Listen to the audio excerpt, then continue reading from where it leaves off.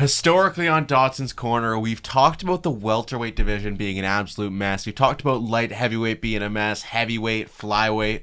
We've never talked about lightweight, and I think it might be worse than all of those divisions right now with the fact that there is just so much talent, but no fights booked, no real direction that this division's going in. You know, we have these guys emerging and we have these old guys coming down, but they're not fighting each other. We're booking old guys versus old guys, young guys versus young guys.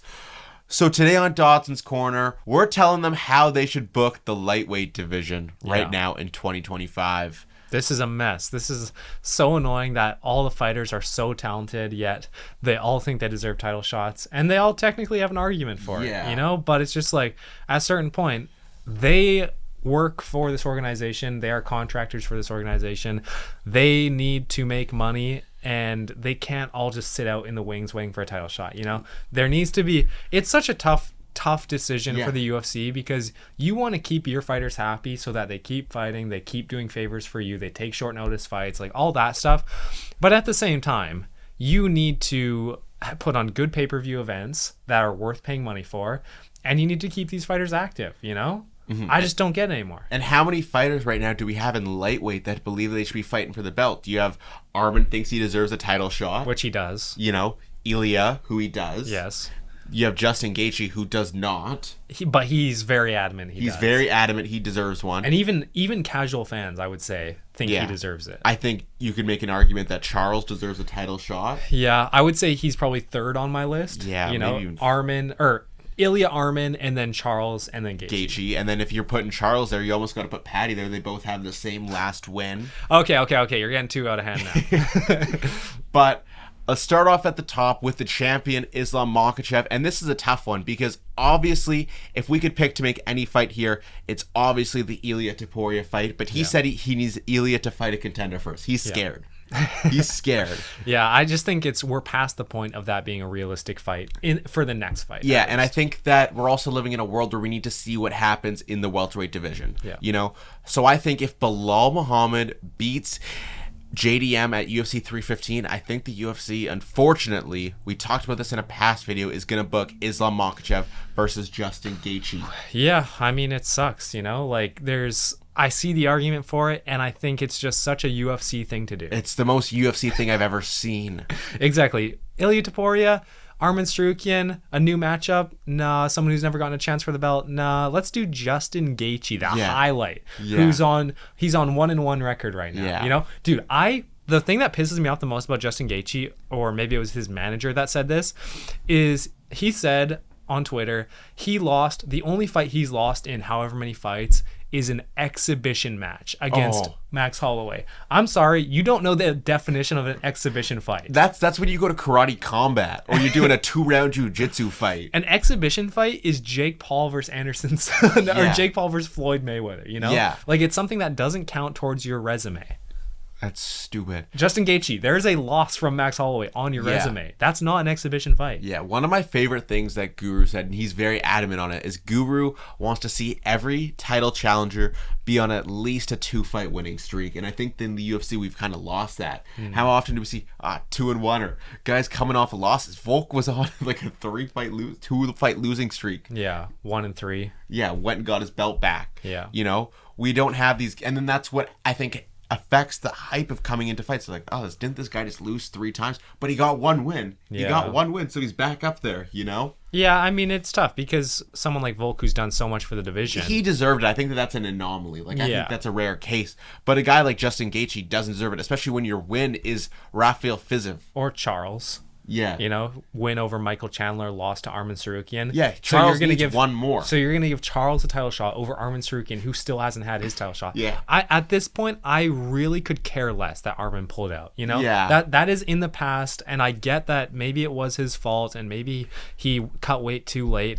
But at the point we're in this lightweight division, I'll take anything. It would have just cleared up so much, but we're at the point where all of a sudden Armin's just lost, and it's like he almost quit the UFC at this point, basically. This guy may as well go fight in the GFL. Yeah. You know? I mean, he has the money. The way he's been getting treated. Yeah. You know? So I think that that's the unfortunate circumstance. And then obviously if JDM wins, I think we get Islam versus JDM. I think he's going up the first chance he gets. Which also sucks because then you're holding up welterweight, who has 5 number 1 contenders at this point. Exactly. Too. You think Sean Brady's going to be happy sitting out waiting? You think Shavkat... There's 18 number 1 contenders in welterweight. There's a lot in lightweight. They're all number 1 contenders apparently in welterweight. Dude, Carlos Prates, once he beats Ian Gary, is going to be the number 1 contender. Like, it's crazy. There's just 5 guys with 1. And then I think that if Islam goes up, Gaethje needs a new opponent, and I think that's where we get the Paddy Pimblett fight. I think you could do Paddy versus Gaethje. I love that fight if Islam goes up, because I think that you give both guys the opportunity there. Yeah, it's not a fight where it's really close. It's like one of these guys is winning this. Fight, either Gaethje's gonna show off what he can do, or Paddy's gonna show off what he can do. Not if you book him up against like a Charles and be like, oh, this is gonna be so tough for both guys. Yeah, it's like one of them's gonna do more than the other. Yeah, I love that matchup so much. I love Paddy versus Gaethje. I love Paddy versus Charles as well. I love him versus Hooker. Yeah, I mean, he has so many fun matchups. I just think Charles is maybe gearing up for a different fight, which we're going to talk about. And I think that, if Islam moves up, that means we either have an interim or a vacant title. And there's only one fight you can book here, and that's Ilia Topuria versus Charles Oliveira. Yeah, they've had a little back and forth on Twitter. They're beefing a little bit. Neither of them thinks they deserve the title shot.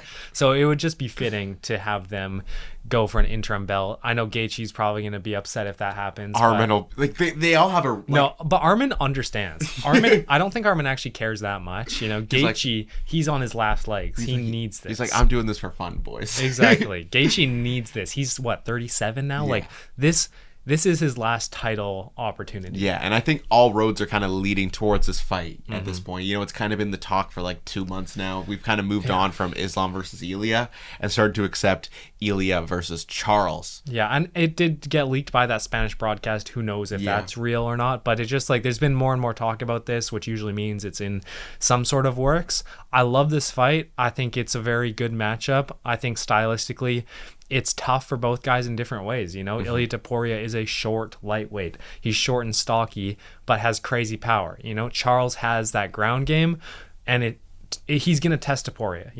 Topuria in lightweight, new division, against one of the best submission artists of all time, or the best. That's going to be a huge test, but also the power of Topuria against Charles. Charles? Yeah, Chinny Charles. That is a massive test for Oliveira. So I think if either guy wins, it for sure legitimizes them in their title win or interim title win. Yeah. All right. So in the lightweight division, we have our BMF champion, Max Holloway. And I think that at UFC 318, we are getting Max Holloway versus Dustin Poirier in Dustin's last fight. I think that that's the way it's also headed right now. Yeah.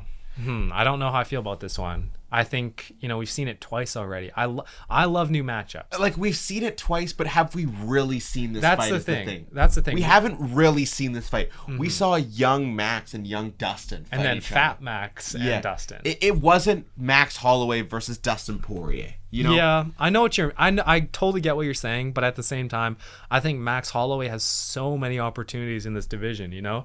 Obviously there's Dustin, and I think for Dustin, legend fight for the BMF belt kind of makes sense. That's the way, Yeah, it kind of makes sense for his last fight. I think he'd be happy to take that. I think he'd be fortunate to get that opportunity for his last fight.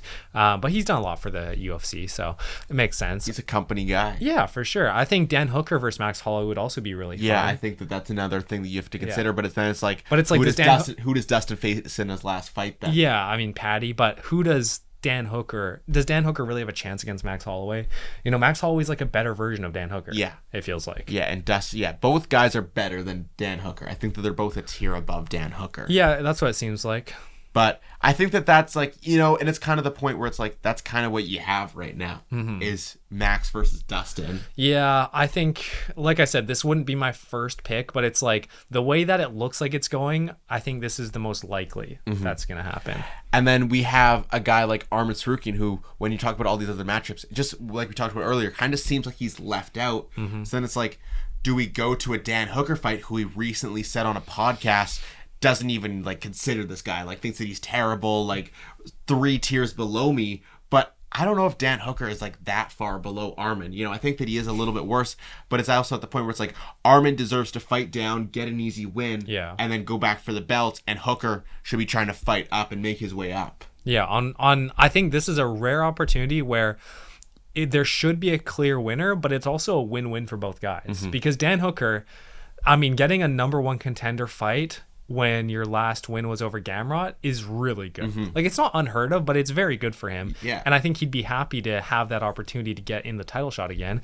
Whereas for Armin's looking at this like, oh, this is amazing. Yeah. You know? So I think it's a very win-win situation if the UFC wants to get Armin back in that title picture and reward Dan Hooker. It's a good fight. Yeah, and you could throw this as the featured fight of the co-main basically every single pay-per-view. Yeah. You know, and this is a great fight, whether it's 3 or 5 rounds. Yeah, I think this one should be 5 rounds. Yeah. And so that's kind of like the top of lightweight. You know, we've kind of talked about the top. Now let's quickly just run through the bottom. We have a guy like Mathish Gamrot who is kind of left out of those top guys. You know, he tends to go 1-1. He's a 1-1 kind of guy. He'll win one over a great guy like Armin, but then he'll lose one to a guy like Dan Hooker. You know? And I think a great matchup for a guy like Gamrot, who's very good on the ground, but has also shown flashes on the feet, is a guy coming up from the featherweight division, Brian Ortega. I think that we would see great exchanges on the ground as well as some great exchanges on the feet. Yeah, interesting matchup. All depends on Ortega, you know? Yeah. I think Ortega's a big enough name to get this fight coming to the lightweight division. He's not going to get a top 5 opponent for sure, but, you know, 7, 8, whatever Gamrot is now, I think it's reasonable. Like you said, this fight's mainly going to be on the ground. Ortega and Gamrot both can strike for sure. We see Ortega strike with Lopez. We've seen Gamrot strike with Dan Hooker. So, you know, they both have well-rounded capabilities, but I think they're going to want to test themselves against each other on the ground, you know, and we've seen Ortega be able to take it to the best featherweights on the ground. How does he do in a division up? Yeah, he's almost tapped out Volk. Yeah, exactly. So how does he do against a guy like Gamrot who would definitely be a lot bigger than Brian Ortega? Yeah, and has experience against, you know, guys like Arman Tsarukyan and the best lightweights in the world. So it's a interesting matchup, but it's not, I mean, we're getting to the point where these aren't like massive names. Because we're also trying to book every single fighter in a fight at the same time when they're all on different paths, so it's like it's a little bit tough. Yeah. I just want to quickly talk about a few fights that are confirmed or basically all but confirmed. Dariush versus Rufi is looking like it's going to be at 317. That would be so sick. We also have Fiziev versus Bahamondes, which is on UFC Fight Night. Is it Azerbaijan? Yeah, it is. And then BSD versus Alvarez, is that on 316 or 315? Well, it's on 315. Yeah. So those are a few fights that are like either confirmed or all but confirmed, you know? All really good matchmaking, to be fair. Yeah. You know, obviously Rufi's getting that massive push. You know, this is like when you're on the swing set at lunchtime and you get an underduck from the UFC. You know, that's what this is. Yeah. So I think it's an exciting matchup, and it's like the perfect test of Dariush having good wrestling, Rufi having great striking. Let's see if he can grapple now. Let's see what he can do. Can he keep on clipping on these guys as he gets higher and higher up in the rankings? You know, we saw his performance against James Lantop, and it was like, I'm not that sold. And then you see against King Green, and you're like, he's back. He's back. The king is back. Exactly. So this is going to be his Michael Chandler Patty moment. Yeah. Can he do it? Is he legit?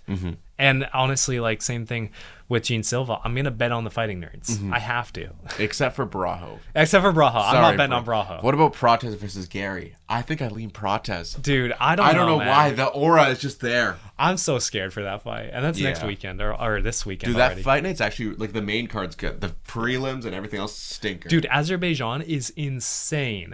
Literally insane. Yeah. All right, speaking of Azerbaijan, Fiziev versus Bahamondes. This has potential to be fight of the year. Except for the Fiziev that we saw in the Gaethje fight wasn't like, I'm going to go to war Fiziev. It was a little bit more conservative. Well, yeah, we're short notice. And Bahamondes like, I'm going to kill you. Like, hit me in the head like 100 times. Like, I'd be really intrigued to see after this fight if Bahamondes won Bahamondes versus Hooker. That would be great. That would be insane. Yeah. I think it's a tough fight for Bahamondes because we know the state that Jalen Turner was in after the fact, you know? wow, so impressive. Bahamondes subs him in one. Jalen Turner retires because he literally doesn't have the mental capacity to fight anymore. Yeah. Which is, there's nothing wrong with that. It's just sad. Yeah. You know, so you wonder how good of a win that really is. I still think Bahamondes is incredibly talented, trains with Bilal Muhammad, so you know he has good takedown defense. You have to, you know. I think this is a very close fight because Fiziev is never going to be that top 5 guy. But Bahamondes, there's still that question of can he keep on moving up the rankings of the most difficult division. Yeah. So I don't know who I lean in this fight. This is probably 50-50, but Bahamondes looks strong, man. I think I maybe would lean Bahamondes. I just like him. Yeah. The vibes. I'm a vibes guy when it comes to UFC predictions. And then finally, the other one that's confirmed, BSD versus Joel Alvarez. It's Joel Alvarez all day. Yeah. All day. This could be a war, though. This could be oral by Rebecca. This could be what we've always wanted to see from BSD. You know? What we saw flashes of, you know, like 2 years ago, and then he's gone on this skid. Yeah, well, I don't think he's winning that. Dude, BSD, we talk about fighters who've had their career ruined. BSD, man. Yeah. This dude has had the toughest matchups over and over again, and now he gets the best up-and-comer, 100% finish rate, Joel Alvarez from Spain, who's on a tear. Yeah. You know, how do you beat this guy? I don't see BSD having a good success.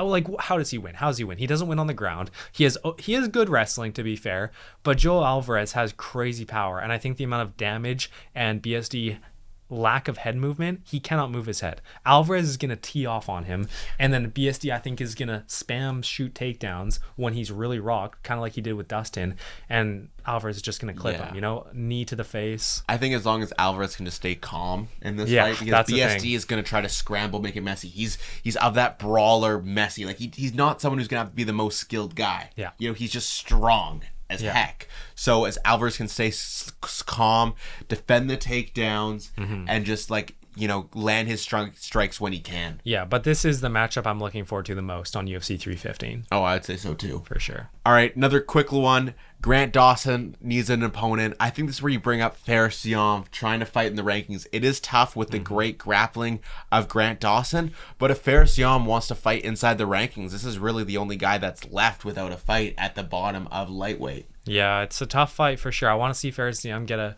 ranking shot in his next fight or next 2 fights, but Grant Dawson is probably the worst matchup you could ask for. He has incredible wrestling, and just like good hovering. You know, he doesn't let his opponents get up very well, doesn't really risk anything, so you don't see many submission attempts, but has decent ground and pound. So it's just going to be a really tough matchup for Faris Yam, who has, you know, good grappling and good striking. It's kind of weird. Faris Yam, I never think of him as a good fighter, but he's improved so much where he's very well rounded. He just gets it done. He's got that plot armor. He's got grit, you know, like that last fight where he was in that reverse calf slicer or something, like.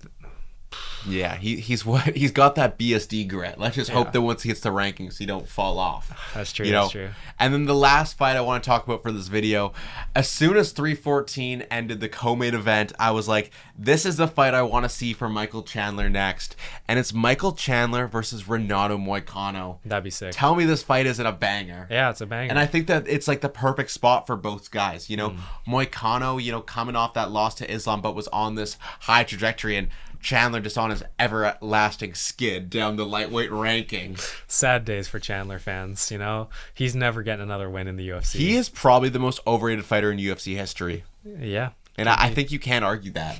It was win over Tony Ferguson, but then we see what happens to Tony Ferguson. Yeah, and then Dan Hooker. Dan Hooker is like his only good win. Yeah. And then even Dan Hooker went on a slide. Yeah, how good is Dan Hooker? Yeah. You know? It was a lucky shot. Let's call it that. Yeah. That's going to wrap it up for us today. Go down to the comments. Let us know, what do you think about these matchmaking matches? Let us know who you would matchmake against each other, and we'll see you guys next time. Peace. See ya.